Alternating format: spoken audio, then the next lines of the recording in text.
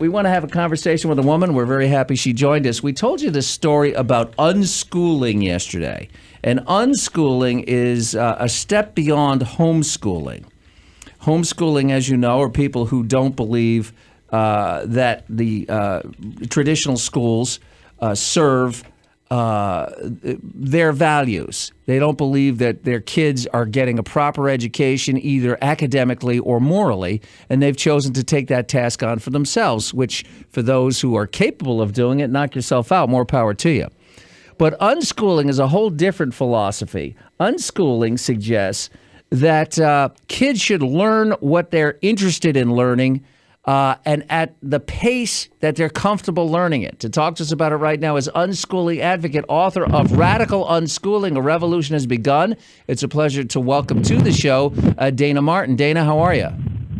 Hi, I'm great. Thanks for having me. I appreciate you coming on. So you are not just a parent who is unschooling your children. You have 4 kids, but you obviously are you outdoors, by the way? Yeah, so I'm speaking in Acapulco, Mexico tomorrow. So me and my family are here. So Okay. We're on a cell phone app. Sorry Gotcha. about the connection. No, that's okay. We were just hearing some heavy wind. I wasn't sure if you were either heavy breathing. It sounded somewhat like an obscene phone call, but I think it's the wind blowing. Anyway, Dayna, so you are obviously an advocate for this. You've written a book on it. You speak on the subject. So tell me, describe for us, what is unschooling? Well, unschooling is different than homeschooling in that traditional homeschooling is a lot like having children in school, except you're using the school's curriculum at home. Schooling is living life without any kind of curriculum that's put out by the school, and you're basing your child's education on their interests and bringing as much into their lives as possible to learn and grow from based on their interests. Now, what about the critics would say, and let me play devil's advocate here for my own kind of questions about this. My kids will always, I think human beings as a general rule, will always pursue what they're interested in naturally. We all tend to do. I certainly do that. When I'm interested in something, I could spend 1,000 hours on it. It doesn't seem like 10 minutes because I'm interested in it. But what about exposing kids to things that they're not naturally interested in, that either they require that information to be citizens in a self-governing society, or they just exposing it to find out if they have an interest in it? Maybe they would develop an interest in it if exposed to it.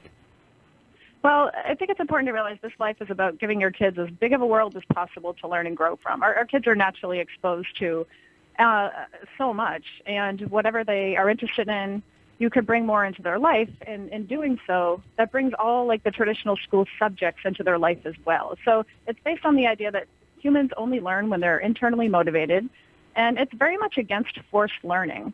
But part of the process of this life is to do something as a parent called deschooling, and you have to realize how brainwashed you've been to see education broken down into subjects and with, certain priorities as more important than others.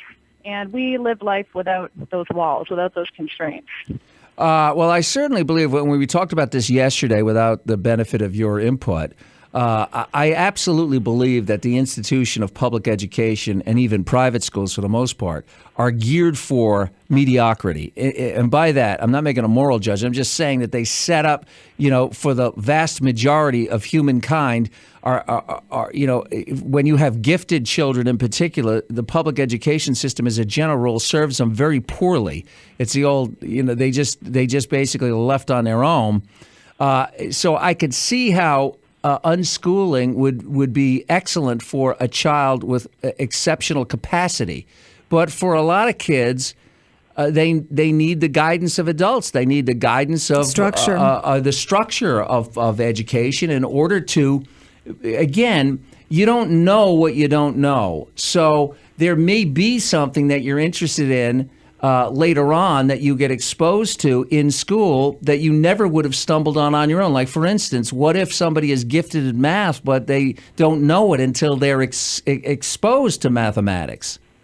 Well, there's no human on this earth that's not exposed to math. Math is a useful tool, and we all use it to help us get more of what we want in life. We do math every day, and so do my children, but we're not pulling it out of context saying, this is a math worksheet. My kids are very familiar with math, English, science. However, it's not compartmentalized To me, schools, the institution of school is focused on obedience and compliance above all else. And that's not something that I want to train my kids for. I don't need to train them to be yes men. We're raising our kids to be free-thinking entrepreneurs. And 2 of my kids have already had their own businesses. My oldest is 17. He's a blacksmith and sells swords and knives and on Etsy, and he makes all his own clothes. And so, I mean, this life works. It's a totally different approach. We're just respecting our kids at a level that most people don't. Well, I don't have a problem with it. That's your choice as a parent, and I certainly think that we need blacksmiths. I know that people say blacksmiths. There's lots of blacksmith work still being done in America. So it's not just on farm implements. People do custom iron work. There's all kinds of things that are done by blacksmiths. So there's nothing wrong with that. But I guess I'm trying. What would you like? How far would you like to see the unschooling revolution go? I know not every parent could live this life. I feel that every child could. I feel it's their birthright to have freedom and respect, and children's rights is the main focus of my work. So it just takes a lot of deschooling, and parents don't want to take on this responsibility. This is a very hands-on approach. It's not for the lazy parent, put it that way at all. So I realize that it's going to be a while before more and more people do it, but it is growing. It's growing really rapidly in the last decade that I've been advocating. So people are waking up to children's rights, and that education is important. However, it does not come before a family foundation of love, trust, and respect. And I guess we're just reprioritizing living this way. The website, by the way, is DaynaMartin.com, DAYNA Martin.com, DAYNA Martin.com. And Dayna's book is called Radical Unschooling, A Revolution Has Begun. Could you, to help us out, what would a day be like? Let's take a theoretical 8-year-old. Who would be what, in the second grade at 8? First, second grade, maybe third. Maybe third. Okay, in traditional schooling. Just walk us through what a day might look like for a theoretical 8-year-old. Well, I have a theoretical 8-year-old, actually. My youngest is 8, and a typical day is that he wakes up, he helps with breakfast, we go out in our community. He's not locked in a brick building all day, every day, away from the real world and away from society. We're out living it. We're exploring, traveling, and he does whatever he wants with his time, and I'm there to facilitate and support him in whatever he wants to do. Well, give me an example. What does he do with his time left to his own devices? Okay. Well, today we're in Acapulco, Mexico, so we're going to a conference to hang out with a bunch of other people. He's going to swim. He might try jet skiing. It's what most people live life on their vacation to look like a lot of the time. He does what he wants with his time. He plays different board games. He's on his computer exploring, learning. Well, what kind of stuff is he learning on his computer? What does he explore on his computer? Well, he loves dinosaurs, anything to do with dinosaurs. So he could name every single dinosaur. Yeah, there's almost nothing that the modern American student doesn't know about dinosaurs and dolphins. They know a lot about dinosaurs. Right. Well, what do you think he should know at 8? I'm curious. Well, I went to, again, I was born when the dinosaurs still roamed the earth, so maybe this is archaic, But I tell folks this, and they think I'm kidding, but I went to St. Aloysius Catholic school in New York. And in kindergarten, we had a teacher who was an extraordinary woman. She died at like 98. I thought she was 98 when I had her. But her name was Sister Virgilia. She was a Sister of Mercy, a Catholic nun.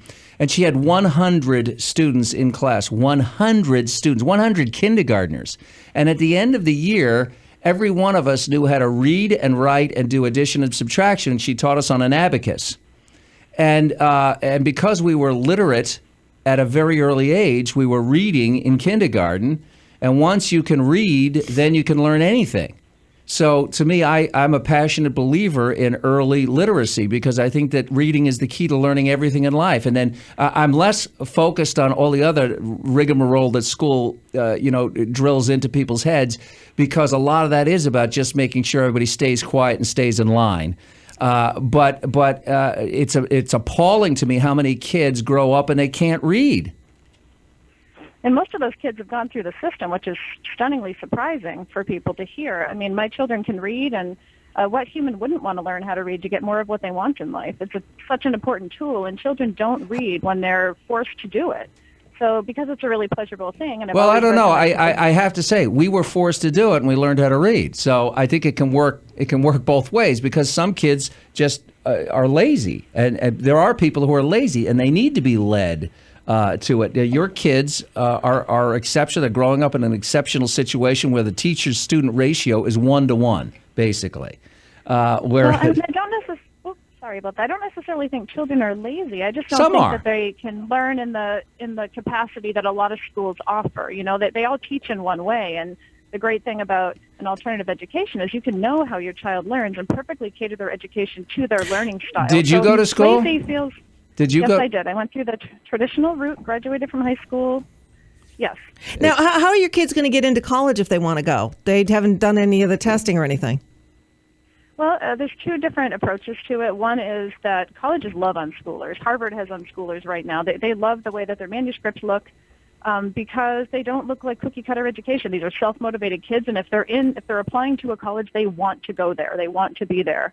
So I have no doubt that if my kids want to go to college, they'll get in. The other aspect is a lot of us believe in uncollege and the fact that colleges are big businesses and that you can learn, aside from like a really highly specialized career like a doctor or lawyer, for example. Oh, no, you're absolutely right. It's overrated. I mean, I believe in the experience mostly for the maturity and the socialization factor, but it's no guarantee that it makes you somehow a more enlightened person. It can if you use it right, but it's not a guarantee. Nothing's a guarantee. Listen, it's a fascinating conversation. Dayna Martin, thanks for coming on with us. We appreciate it. You're so welcome. Thank you for having me. All right, DaynaMartin.com.